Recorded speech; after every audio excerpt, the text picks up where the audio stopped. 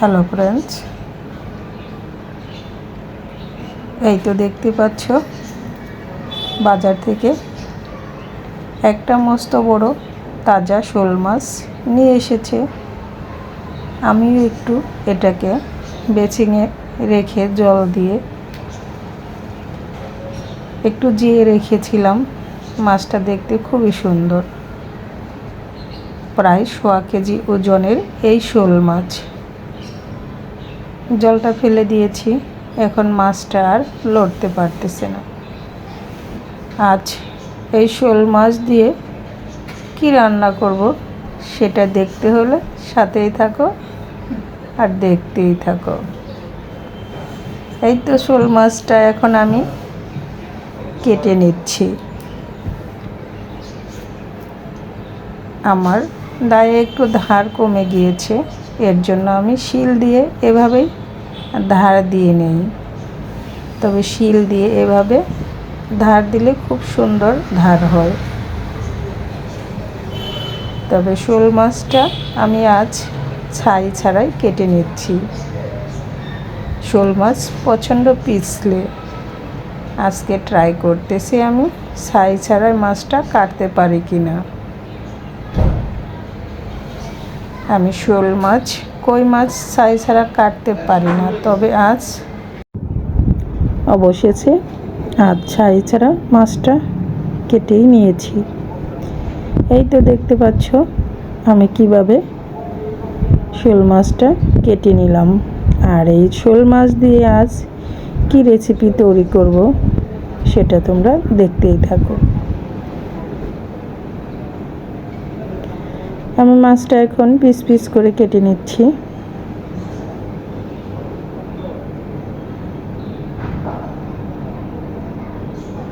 এক সময় মাছ কাটতে পারতাম না, এই মাছ কাটা আমার মায়ের কাছ থেকে শেখা। আমার মা খুব সুন্দর করে মাছ কাটতো। শোল মাছের পেটে ডিম হয়েছিল।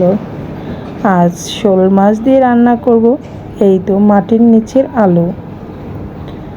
আমি মাছগুলো হলুদ মরিচ লবণ দিয়ে মেখে নিচ্ছি।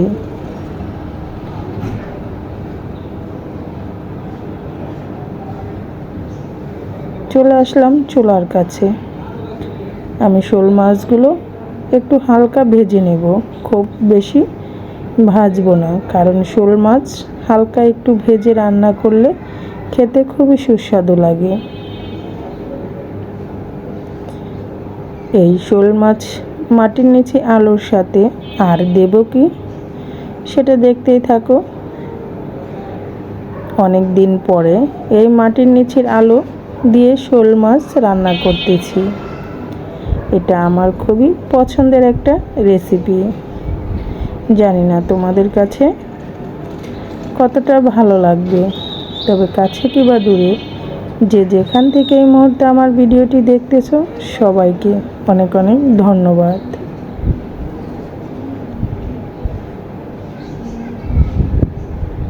আমি সবগুলো মাছই হালকাভাবে ভেজে চুলা থেকে উঠিয়ে নিয়েছি। ওই অবশিষ্ট তেলে দিয়ে দিয়েছি গোটা জিরা আর তেজপাতা।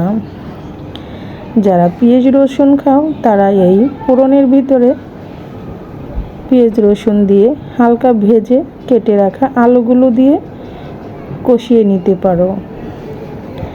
দেখতেই পাচ্ছ বন্ধুরা, আমি আলুগুলো হালকা কুসুম গরম জল দিয়ে ধোয়ার পর কালারটা একটু চেঞ্জ হয়ে গিয়েছে, কারণ এই আলু থেকে অনেক বিজল বিজল পানি বের হয়।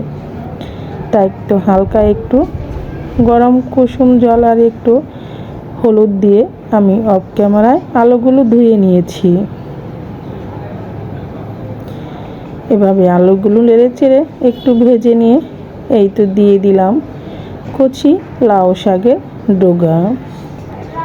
কচি লাউ শাকের ডগা দিয়ে এই মাটির নিচের আলু আর সাথে শোল মাছ খেতে খুবই সুস্বাদু। এই গরমের জন্য এরকম একটা হালকা পাতলা রেসিপি আমাদের স্বাস্থ্যের জন্য খুবই উপকারী। আর দিয়ে দিলাম কাঁচামরিচ। এগুলো কষিয়ে ঢাকনা দিয়ে ঢেকে একটু কষিয়ে নেব।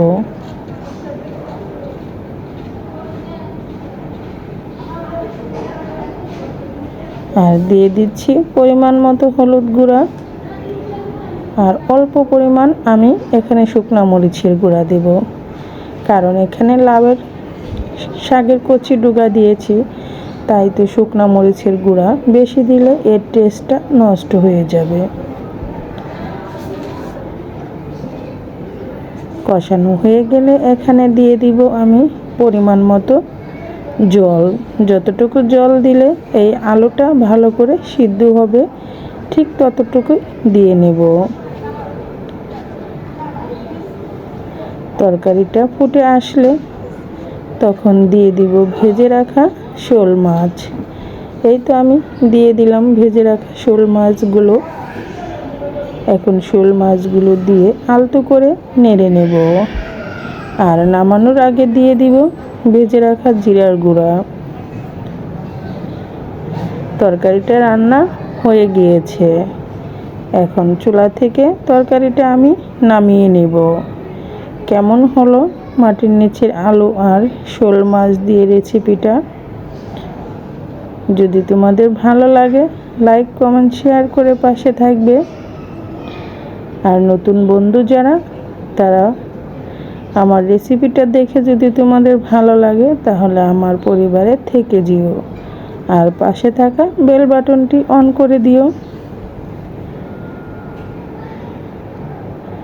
আবার কি রান্না করতেছি সেটা তোমাদের সাথে শেয়ার করতেছি। আজ শোল মাছ দিয়ে দুটো মজাদার রেসিপি রান্না করেছি। এই তো শোল মাছের মাথাটা হলুদ মরিচ লবণ দিয়ে মেখে তেলে একটু ভালো করে ভেজে নিচ্ছি। শোল মাছের মাথা দিয়ে আজ কি রান্না করব সেটা তোমরা দেখতেই থাকো। খুবই মজাদার একটা রেসিপি রান্না করব। মাছগুলো ভাজা হয়ে গেলে চুলা থেকে নামিয়ে নেব। এই তো দেখতে পাচ্ছ বন্ধুরা, মাছের মাথাগুলো ভাজা হয়ে গিয়েছে। এখন আমি চুলা থেকে নামিয়ে নেব। আর অফ ক্যামেরায় আমি মুগের ডাল সিদ্ধ করে নিয়েছি হলুদ লবণ আর কাঁচামরিচ দিয়ে। এই তো দেখতে পাচ্ছ বন্ধুরা, সিদ্ধ করে রাখা ডালের ভিতরে ভেজে রাখা মাছের মাথাটা দিয়ে দিলাম, আর অবশিষ্ট তেলে দিয়ে দিচ্ছি গোটা তেজপাতা আর শুকনো মরিচ, আর দিয়ে দিব গোটা জিরা। এখন আর দিয়ে দিব ছেঁচে রাখা আদা। আমি শুকনো মরিচটা একটু খুন্তির সাহায্যে কেটে দিচ্ছি। এই তো দিয়ে দিলাম ছেঁচে রাখা আদা। আদাগুলো দিয়ে এখন নেড়ে চেড়ে ব্রাউন কালার করে ভেজে নেব। এখন সিদ্ধ করে রাখা মাছের মাথা দিয়ে ডালটা ঢেলে দিলাম। দেখতেই পেলে বন্ধুরা কত সহজে রান্না করে নিলাম মজাদার একটি ডাল শোল মাছের মাথা দিয়ে। যদি তোমাদের ভালো লাগে যে কোনো ডাল দিয়ে এই মাছের আর যে কোনো মাছের মাথা দিয়ে এভাবে ডালটা রান্না করে নিতে পারো। এই ডালটা খেতে খুবই সুস্বাদু। আর নামানোর আগে দিয়ে দিলাম কাঁচামরিচ।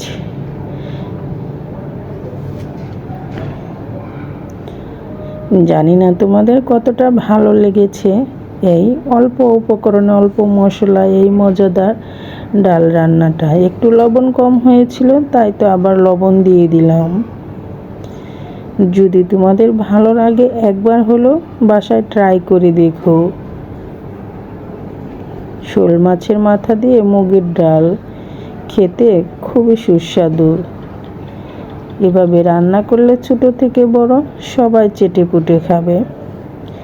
ডাল রান্নাটা হয়ে গিয়েছে, আমি এখন চুলা থেকে নামিয়ে নেব। এই ডালটা ঠান্ডা হয়ে গেলে আর একটু ঘন হয়ে যাবে। আমি একটা পাত্রে ডাল এখন ঢেলে নিচ্ছি। এই ছিল আমার আজকের রেসিপি। সবাই ভালো থেকো, সুস্থ থেকো। আবার দেখা হবে নতুন ভিডিওতে। আর আজকের মতো এখানে আমি বিদায় নিচ্ছি। সবার সুস্থতা কামনা করে আজকের মতো এখানেই ভিডিওটি শেষ করলাম।